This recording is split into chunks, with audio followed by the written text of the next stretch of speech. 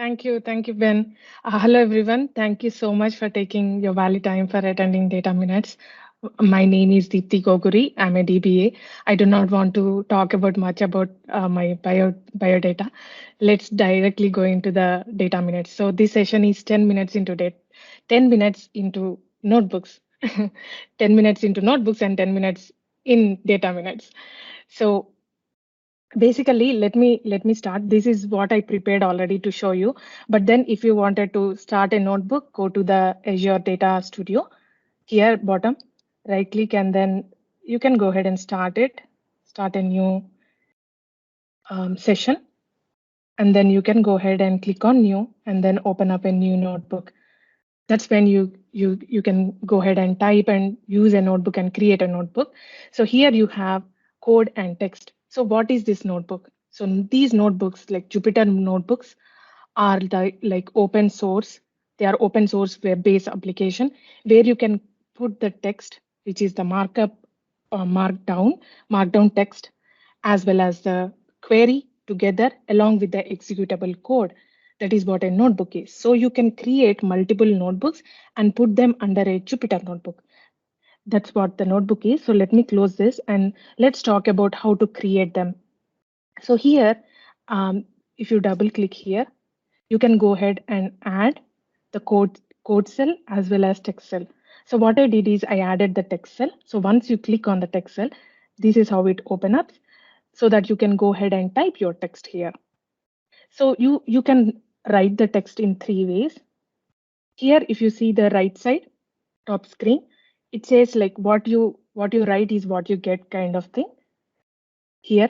And this one is a split view. So when I click on the split view, you'll get like a markdown language here. But if you do not know anything about it, you can go ahead and directly write like you can write it and you can go ahead and put like how do you want to put the paragraph? Do you want to put the headings? Those kind of things, and you can edit it. And this one is a markdown language completely. So you can go ahead and if you know these kind of um, how to write the markdown language, this will be helpful. But if you do not know, you can directly write it here. So this is a 10-minute lightning talk conference that I wrote, and notebooks are like all-in-one books. Like why I mentioned all-in-one books is because these are my favorite books when I was in a school back in India. All the languages together, all the subjects together, we have in a single notebook. So if you say English, Hindi, and all these languages, we can say that those are the different kernels in a Jupyter notebook. So what are these kernels? Kernels are like different languages that you can use in the SQL notebook. And inside this all-in-one notebook, we have each subject as a single SQL notebook. In the same way, you can mix and match, but it is not suggestible because you have the ability to run the SQL notebook all at the same time. But if you want to change the kernels, it won't work that way. So it is advisable to go ahead and create your own SQL notebooks on a different language, like a notebook on SQL, a notebook on Python, because you can write different languages in a single notebook, but you need to go ahead and change and then run the code, which is not suggestible. And then you can edit, you can highlight, you can make it italic, underline, highlight, and then caps lock, whatnot. You can edit your data as per your needs. And then once you press on the cell and add a code cell, this is what it will appear like this, and you can write your code in it. I put as select star from sys databases. So how do I connect to the SQL server, right? I can go ahead and attach here. I can change the connection, and you can connect to on-prem SQL Server, Azure managed instance, Azure SQL database. So if you do not have any connections over here, you can go ahead and type it, but I already have it enabled here. So I will just go ahead and connect, give my database where I wanted to connect, and then hit connect. So I'm already connected here. So I wanted to run select star from sys databases. So I got the results, right? So I can actually run it And then also I can go ahead and clear the results if I want to clear. Top right side screen, if I press this erase icon here, I can just clear it out. Again, if I wanted to run, I can just run it. And also, along with that, you can also expand cells as well as collapse cells. Like if you have a long stored procedure kind of thing, you can go ahead and collapse the query as well as you can expand it. And also there is other way of like you can run with the parameters, but it is not supported in SQL right now. And you can go ahead and export the notebooks into the SQL and vice versa. You can also move the SQL files into the notebooks, which is very cool, right? So what are the users of the SQL notebooks? You can share with the colleagues and friends. You can run, you can make it as a documentation. You can write the text, write the code, execute it, and then send it to the other colleagues. They can go ahead and review the results without running the code because the results will also get be saved with the notebook. If they want to run, they can definitely go ahead and connect to the server and they can run it as well. They'll get the updated data. And also the other use is like if you wanted to modify the data, but then you wanted to take the snapshot of the old data, first run the code, save it in the notebook, and then run and edit your data later so that you have the history of the data. You can use that way as well. You can also use it as a documentation, auditing. Personally, I used for auditing because every other week we get the auditing request.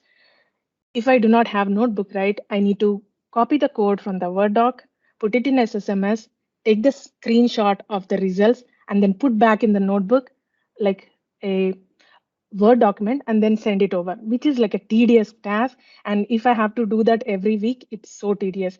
So SQL notebooks really help me that way.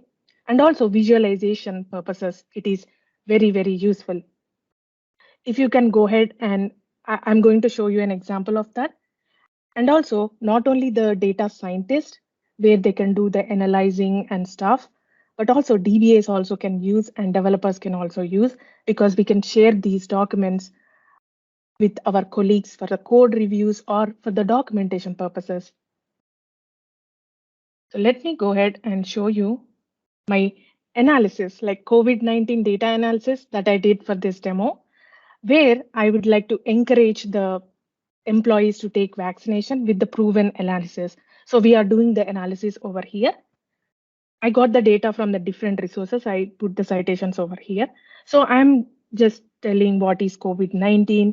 And also, if you observe here, I put the GIFs over here. You can also add GIFs. You can also add pictures, which is very cool. Now I wanted to do the top 10 countries with the most COVID cases. So I imported the data sets into a database. I created a database in the SQL Server and I imported those sheets, the data sheets, and I created as a tables. So I'm querying those tables. What are the top 10 countries with the most COVID cases? If you see here, Africa is a number one, and you can see the results in the table format. But also here, for my analysis, it will be really useful if I put in the graphical view, right? For analyzing purposes, for the visualization purposes. This is very helpful. You can also export as CSV and uh, as Excel, if you see here, JSON, as well as XML. So you can see here visualization very easily understandable, even though if you do not know the T-SQL, you can share this with the businesses if they want. So information on COVID vaccinations based upon the continent. So I queried that and got the cases, which are the most cases. So if you see the total vaccinations that are available in Asia, but people who are partially vaccinated in Asia and other countries over here, people fully vaccinated, and how much population does each continent have? Analyze people vaccinated in United States per state.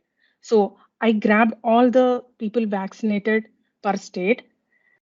And if you see here visualization, it is pretty cool, very easy to understand. If you hover your mouse on the top um, one, it is showing the United States. So along with the other states, it also showed the complete United States, how many people were totally what are the total vaccination and people vaccinated partially and people fully vaccinated. And post COVID cases in California. So after being vaccinated, right? The people who are unvaccinated, these are the cases, and people who are vaccinated and got the COVID later are these many. So if you see, they are like negligible, right? So that means like people who get vaccinated, they are very much probability, the probability is very less to get the COVID.